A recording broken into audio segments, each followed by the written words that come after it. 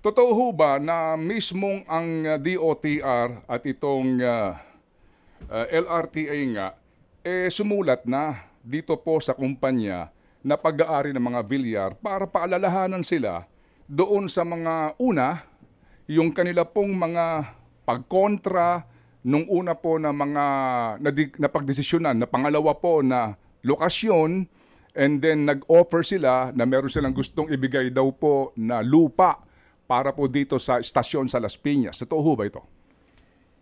From original allocation po, meron tayo, if you're referring to the 2022 allocation po na board approved by LRTA, so may tatlo po tayong lokasyon na pag-uusapan ngayon po. Yung original location, yung sinasabi ng concept design location. Okay. Then meron tayong 2022 approved location by LRTA and the 2025 where the Villar Companies is located, the properties. Opo. Itong 2022 po na approved by LRTA, no, was objected on record By? LRMC din po.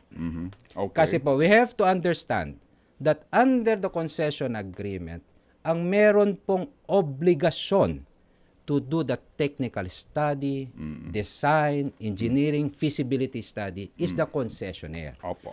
So they objected on record the LRTA 2022 location on the ground of technicality and technical safety aspect. Okay. Opo. So, nung sila po ang kaninyo ay kumontra ito pong mismong operator po ng Riles na ito, atin din pong hindi siguro dapat din ipagkaila na mismo, no? Na mismo po itong Golden MV Holdings noong pong August 16 ng 2023 ay sumulat sa DOTR at LRTA board at sinasabi na sila po din ay nag-o-object sa naturang proyekto na pagtatayuan noong pong binabanggit nyo na second option, at doon nga nagsuggest sila ng tinatawag na Villar Sipag option, di po ba? Yes, sir.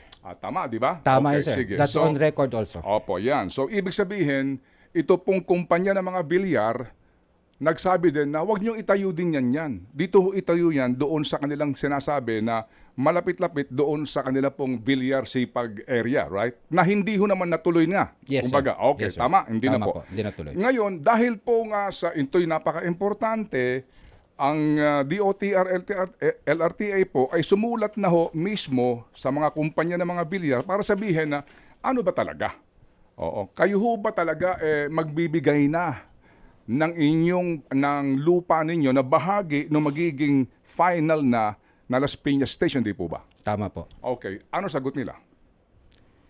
Nung sinulatan po natin sila at pumutok na po itong problemang ito at nagpahiwatig na po sila ng kanilang intention to donate the properties kung saan po babagsak yung location po ng ating istasyon.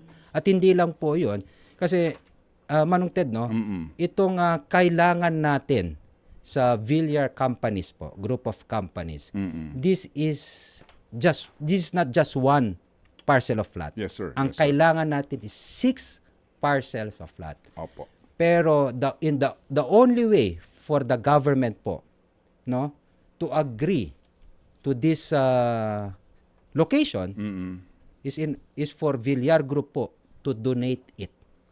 Oo. So, That's the only way ho. Kasi panibago po itong acquisition. Kumbaga, panibagong gastos po ito, no? Right? Kapag bibilhin po, Kaya- panibagong gasto at saka mas mamahal po. Yes, sir. Mas malaking So, lugi. ibig sabihin, magmula po nung delay dahil sa flyover construction, nagkaroon ng mga study, mga pagkontra, etc. Ngayon, finally, meron na pong tila na pagkakasunduan na istasyon sa Las Piñas. Tama Okay. po. Ang property na ito, bahagi dito pag-aari ng mga Villar. Tama po. At inyong silang pinapaalalahanan sa inyo pong liham nga dito na ang petsa, mga kapatid, ay ito ho lamang Marso 18, 2026. Ang sinasabi po ninyo, no, ika po ninyo dito, sabi ho ninyo, no, in view of the foregoing and to avoid further delays, ika ho ninyo, kayo po nakikiusap sa kanila na ilabas nyo na yung binabanggit na right of way usufruct agreement. Tama, di po ba? Tama po. Oo. Ano ba talaga? Ibig sabihin, talaga bang ito ay idodonate nyo o hindi? Tama po? Tama po. So ano po ang sabi nila?